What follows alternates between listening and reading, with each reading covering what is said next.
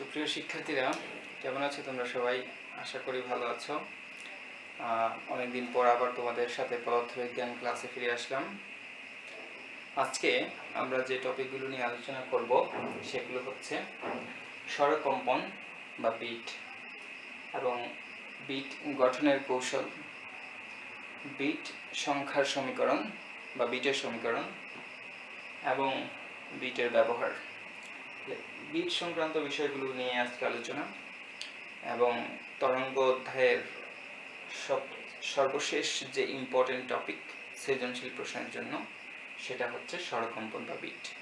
তো চলো দেখি আমরা স্বরকম্পন বা বিট কি এবং এটা সংক্রান্ত আলোচনা। স্বরকম্পন বা বিট হচ্ছে তরঙ্গের উপরিপাতন ধর্মের উপর নির্ভর করে গঠিত একটি বিষয়। এক্ষেত্রে দুটি অগ্রগামী তরঙ্গ একই দিক থেকে অগ্রসর হয়ে পরস্পরের উপর আপতিত হয়। এক্ষেত্রে তরঙ্গ দুটির বিস্তার সেম থাকে, শুধু তাদের কম্পাঙ্কের পার্থক্য থাকে। আচ্ছা, আমি যদি চিত্রের সাহায্যে দেখি, যে আমরা জানি যে এটি হচ্ছে একটি তরঙ্গের চিত্র। ফর এক্সাম্পল, এটি হচ্ছে একটি তরঙ্গের চিত্র। এখন একই দিক থেকে যদি আমরা আরেকটি অগ্রগামী তরঙ্গ এর উপর আপতিত করি, তাহলে দুটি তরঙ্গের উপরিপাতন হবে।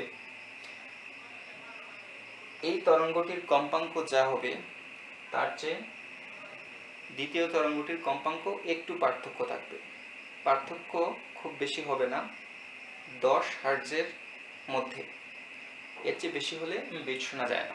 এটা আমরা পরে দেখব যে কেন বিট শোনা যায় না। প্রথমে আমরা দেখি যে একটি তরঙ্গ সামনের দিকে অগ্রসর হচ্ছে, ঠিক একই স্থান থেকে আমরা আরেকটি তরঙ্গ অঙ্কন করছি।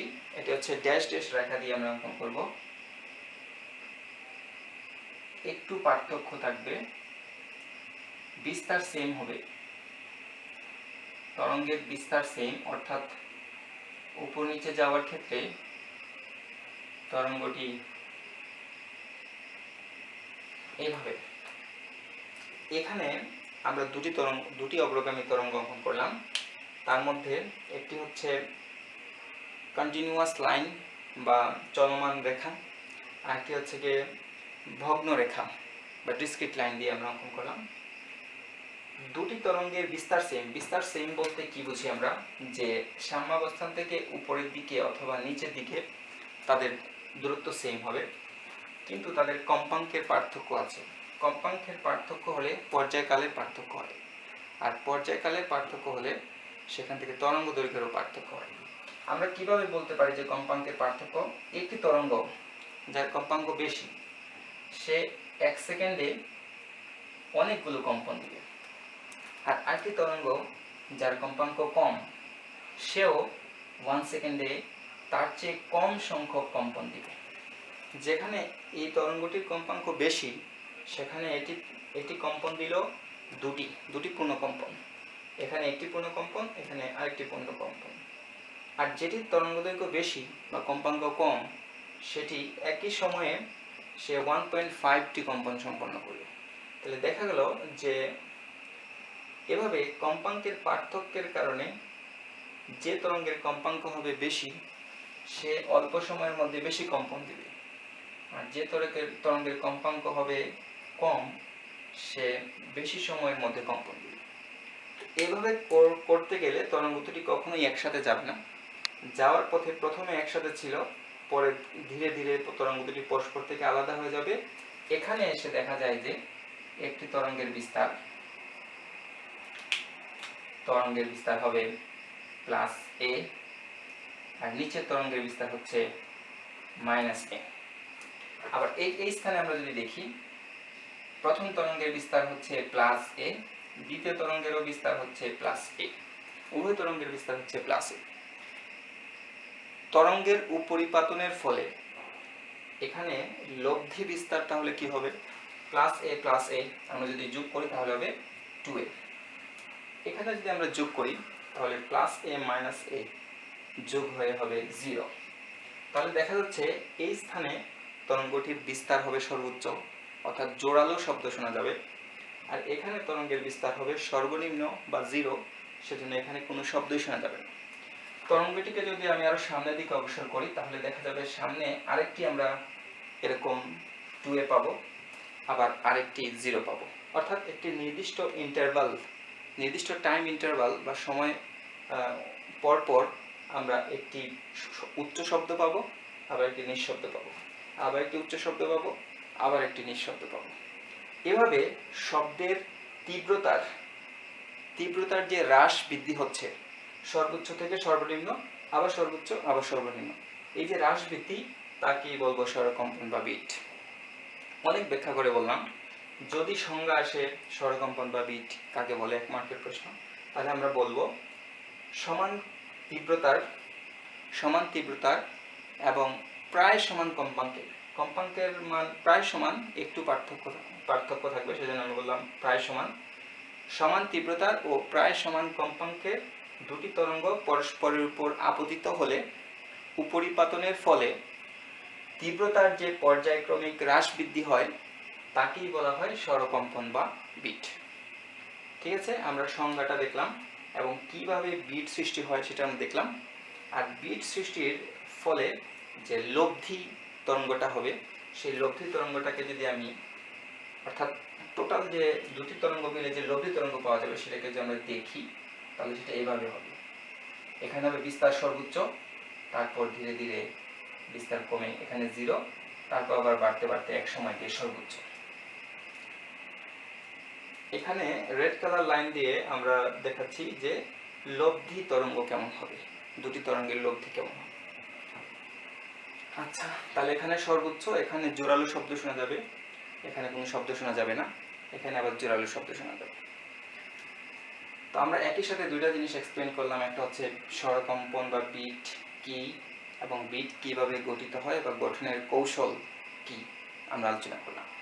যদি কখনো পরীক্ষায় শর্ত আসে যে বিট গঠনের শর্তগুলো কি কি, তাহলে আমি আবার মনে করে দিচ্ছি, সংজ্ঞা থেকে জানা যায় দুটি অগ্রগামী তরঙ্গ থাকতে হবে এবং একই স্থান থেকে একই দিকে অগ্রসর হতে হবে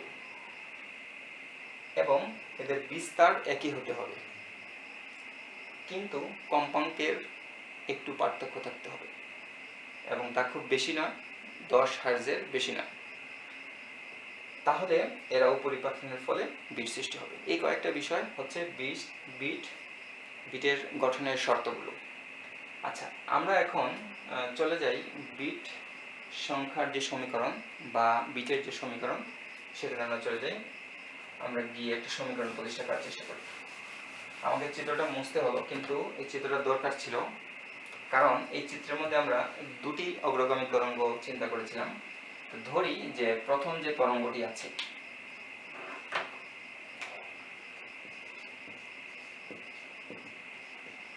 প্রথম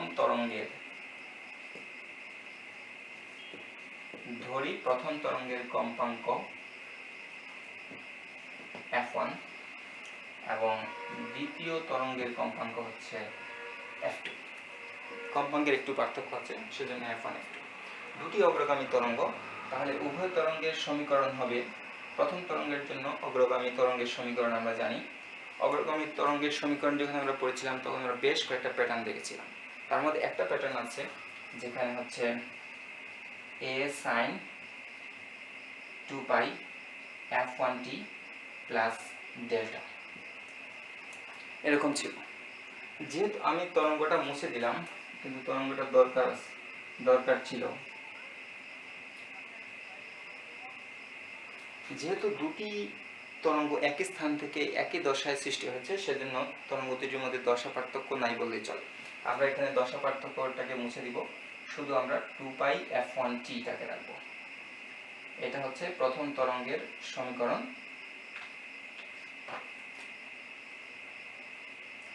এটাকে দিলাম 1 নং সমীকরণ। দ্বিতীয় তরঙ্গের সরণের সমীকরণ হবে a sin 2π f2t। এটা হচ্ছে দ্বিতীয় তরঙ্গের সমীকরণ। তো আমরা এখন এই দুটি সরণের মধ্যে আমরা তরঙ্গের উপরিপাতন নীতি, যেটা আমরা আগে পড়েছি, সেটা আমরা ব্যবহার করব। আমরা জানি তরঙ্গের উপরিপাতন নীতি অনুসারে একই স্থান থেকে একই দিকে অগ্রসর হলে হবে প্লাস, বিপরীতমুখী হয়ে অগ্রসর হলে হবে মাইনাস। তাহলে এই দুইটার সরণের লব্ধি সরণ কি হবে? লব্ধি সরণ হবে y1 প্লাস y2, ভেক্টর সমষ্টি। আচ্ছা, তাহলে এই সমীকরণটা আমরা পেলাম লব্ধি সরণ। এই সমীকরণে আমরা মান বসাই। প্রথমে আসে a sin 2 pi f1t plus a sin 2 pi f2t।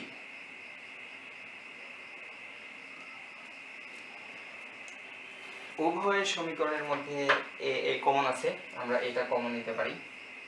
তাহলে থাকছে a sin 2 pi f1t plus sin 2 pi f2t। এই সাইনের ভিতর সম্পূর্ণ রাশিটাকে যদি আমি মনে মনে ধরলাম c, এটাকে মনে মনে ধরি d, তাহলে sin c plus sin d।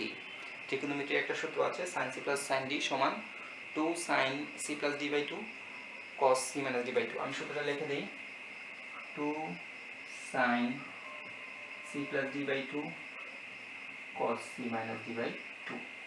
এই সূত্রটা এখন আমি এই সমীকরণের ক্ষেত্রে অ্যাপ্লাই করব। অ্যাপ্লাই করে আমি দেখব তাহলে কি পাওয়া যায়। আমি উপরের দিকে চলে যাচ্ছি। এখন আসি, তাহলে এটার a কমন থাকলো 2 sin c প্লাস d, তাহলে c হচ্ছে 2 pi f1t plus 2 pi f2t divided by 2 into cos 2 pi f1t plus 2 pi f2t divided by 2। আমি এটাকে সেকেন্ড ব্র্যাকেটের মধ্যে রাখলাম, ফার্স্ট ব্র্যাকেট দিব।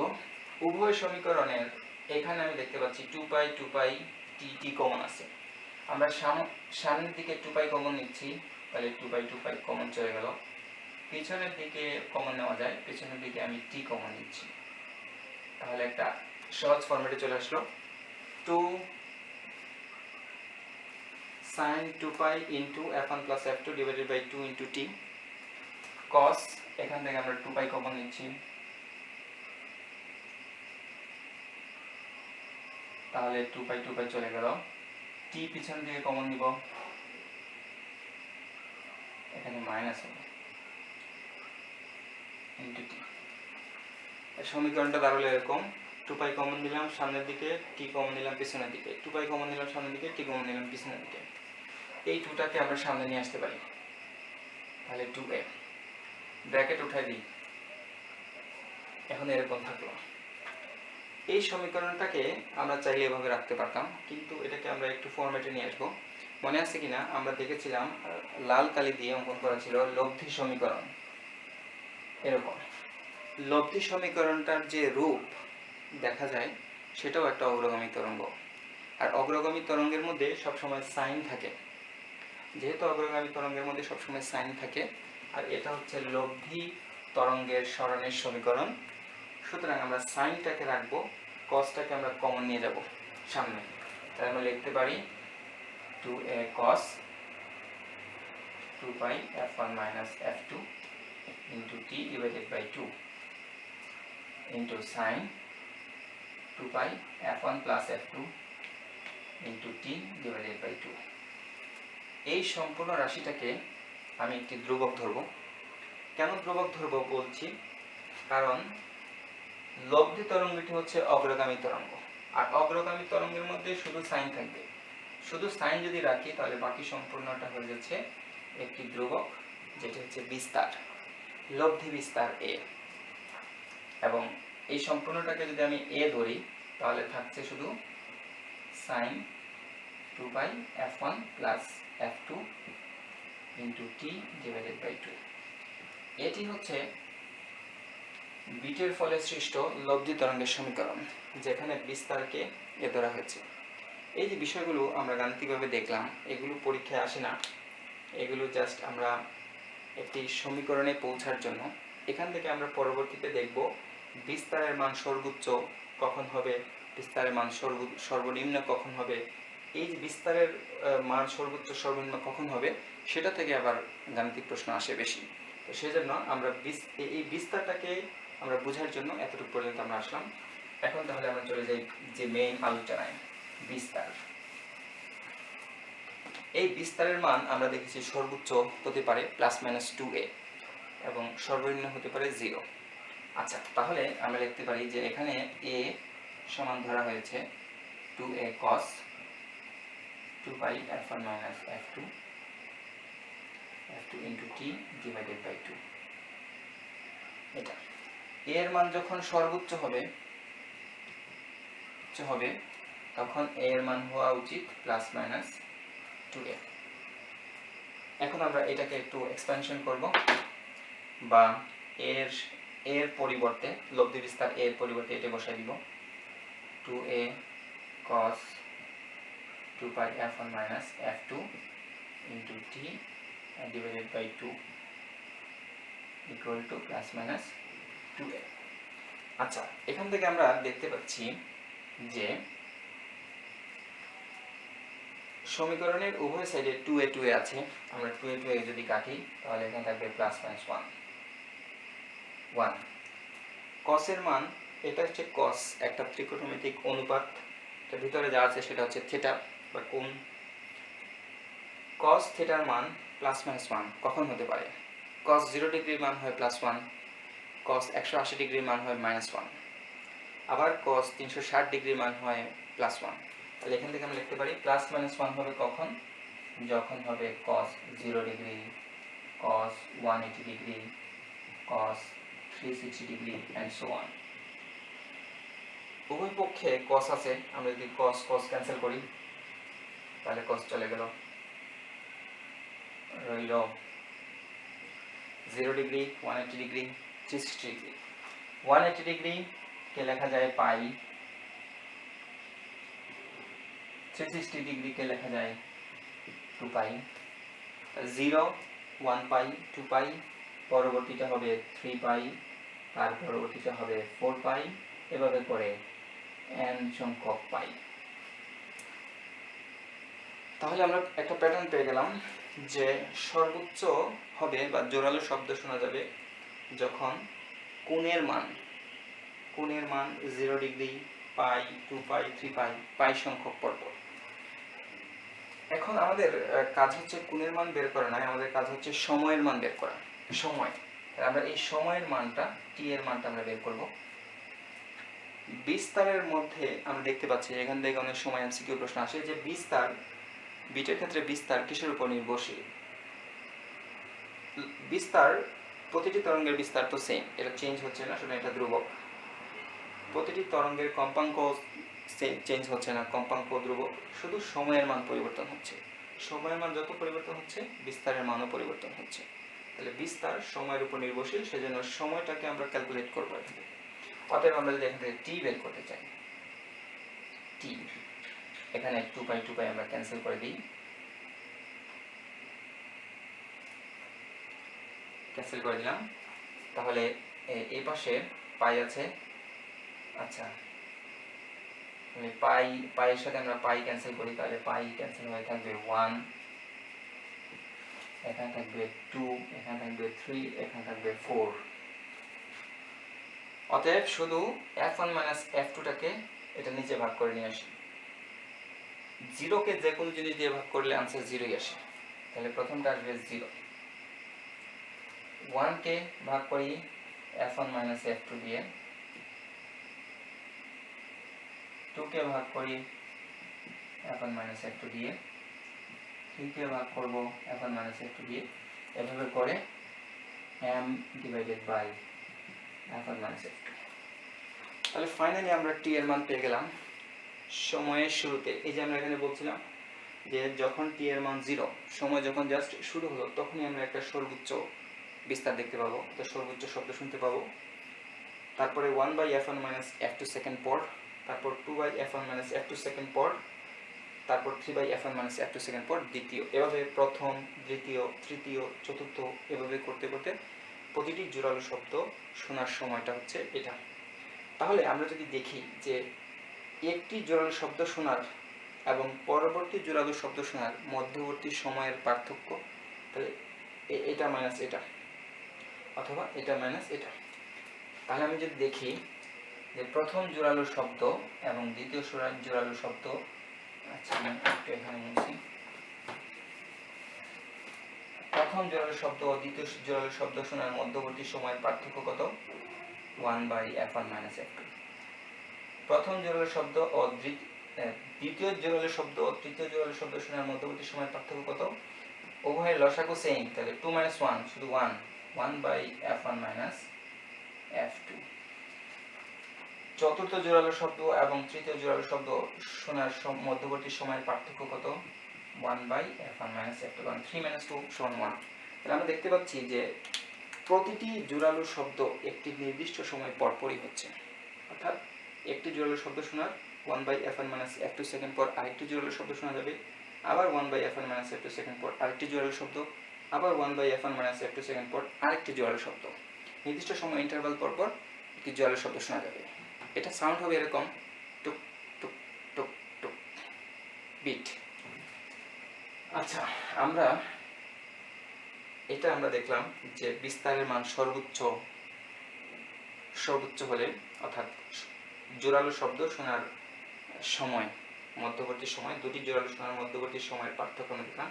অনুরূপভাবে আমরা এভাবেই আবার নিঃশব্দ শোনার মধ্যবর্তী সময়ের পার্থক্য আমরা দেখতে পারি।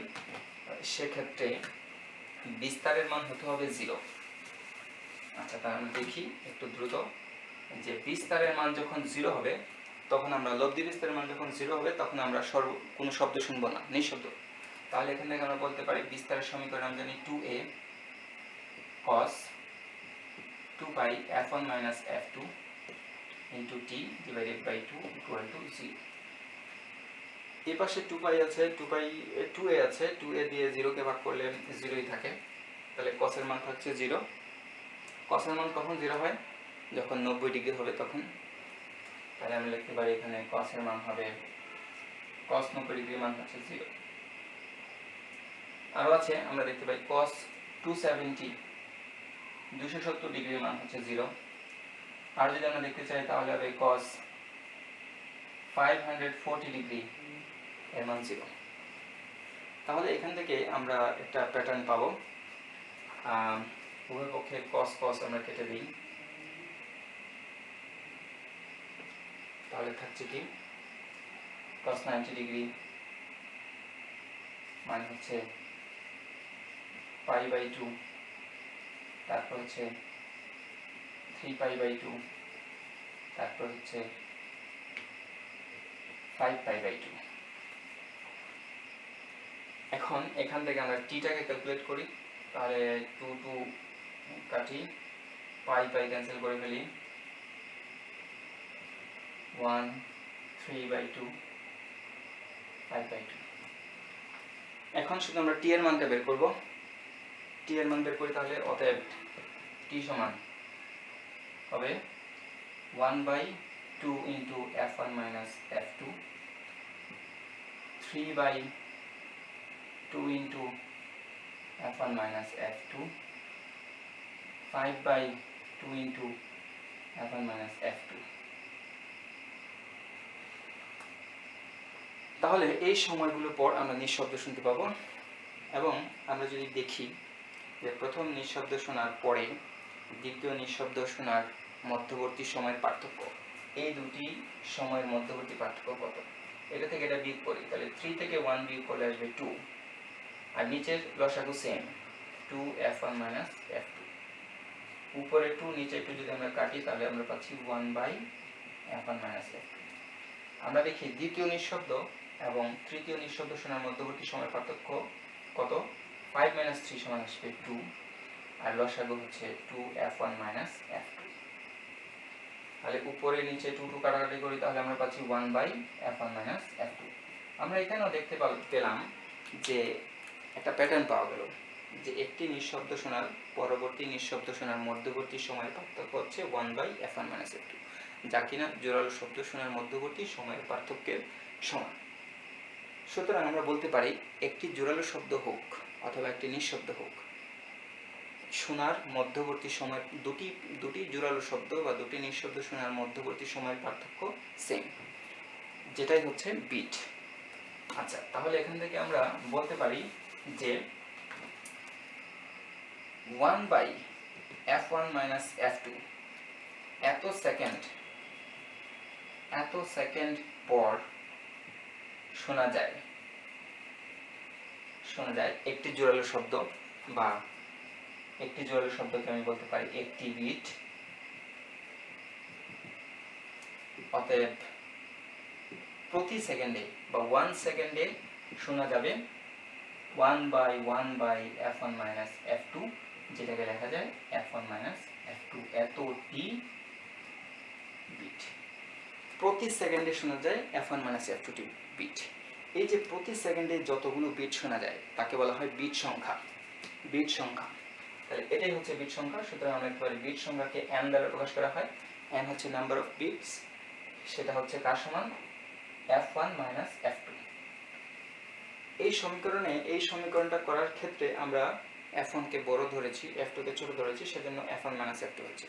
যদি এরকম হতো যে দ্বিতীয় তরঙ্গের কম্পাঙ্ক হতো বেশি এবং প্রথম তরঙ্গের কম্পাঙ্ক হতো কম, তাহলে তো f2 - f1। অর্থাৎ বিট প্রতি সেকেন্ডে বিট সংখ্যা হবে কম্পাঙ্কদ্বয়ের পার্থক্যের সমান। পার্থক্যটা বোঝাতে আমরা এখানে ভ্যারিজ চিহ্ন ব্যবহার করব। মাইনাসের পরিবর্তে এরকম একটা ভ্যারিজ চিহ্ন দিয়ে বোঝাবে যে যেই কম্পাঙ্কটা বড় সেটা থেকে ছোটটা বিয়োগ। এটা f1 - f2 হতে পারে, আবার f2 - f1 হতে পারে। এটাই হচ্ছে বিট সংখ্যা বা প্রতি সেকেন্ডে উৎপন্ন বিট সংখ্যা, যে কিনা আমাদের তৃতীয় টপিকটা ছিল বিট সংখ্যার সমীকরণ। খুব ইম্পর্টেন্ট, এটা থেকে গাণিতিক প্রশ্ন আসে, সৃজনশীল প্রশ্ন আসে। সমীকরণটা খুবই ছোট, কিন্তু এটার ব্যবহার আছে। পরবর্তীতে আমরা যখন বিটের ব্যবহার দেখব, সেক্ষেত্রে আমরা দেখব অজানা সুশলাকার কম্পাঙ্ক নির্ণয়ের ক্ষেত্রে এই সমীকরণটা খুব বেশি ব্যবহার করা হয়। ঠিক আছে, আমরা চলে যাই তাহলে অজানা সুশলাকার কম্পাঙ্ক নির্ণয়ের ক্ষেত্রে।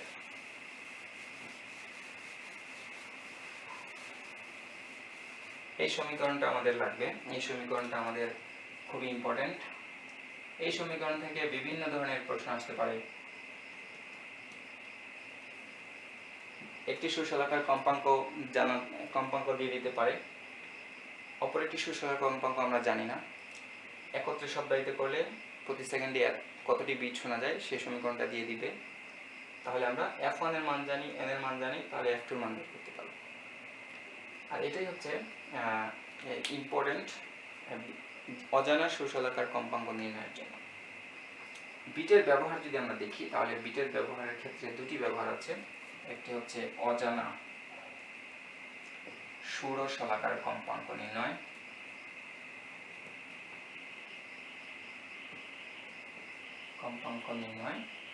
আর আরেকটি হচ্ছে খনিতে দূষিত গ্যাস আছে কিনা।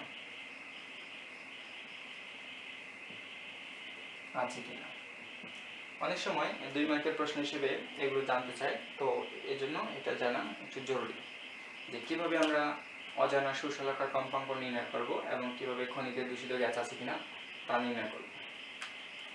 তো আমরা প্রথমে দেখি অজানা সুশলাকার কম্পাঙ্ক আমরা কিভাবে নির্ণয় করব। একটি সুশলাকা আছে যার কম্পাঙ্ক জানা নেই, এটা কম্পাঙ্ক আমাদের জানতে হবে। এক্ষেত্রে আমরা আরেকটি সুশলাকা নিব যার কম্পাঙ্ক আমাদের জানা থাকবে। আচ্ছা, ধরি অজানাটার কম্পাঙ্ক হচ্ছে f1, জানাটার কম্পাঙ্ক হচ্ছে f2। এখন উভয় সুশলাকাকে আমরা রাবার প্যাড দিয়ে আঘাত করলে তারা তরঙ্গ উৎপন্ন করবে, এখানে বিট সৃষ্টি হবে। আমরা যদি বিট সংখ্যা গণনা করতে পারি, শুনতে পারি, তাহলে আমরা সেক্ষেত্রে বিট সংখ্যা n এর মান আমরা জানি। জেনে n এর মান জেনে এবং একটি হবে জানা সুশলাকার কম্পাঙ্ক জেনে এই সমীকরণের সাহায্যে আমরা বের করতে পারি। কিন্তু এই সমীকরণ ব্যবহার করার আগে একটি বিষয় হচ্ছে ইম্পর্টেন্ট, যে আমার কি f1 বড় নাকি F2 বড়, এই দুইটার নির্ণয় করাটা হচ্ছে ইম্পর্টেন্ট, কারণ এখানে F1 মাইনাস F2 হবে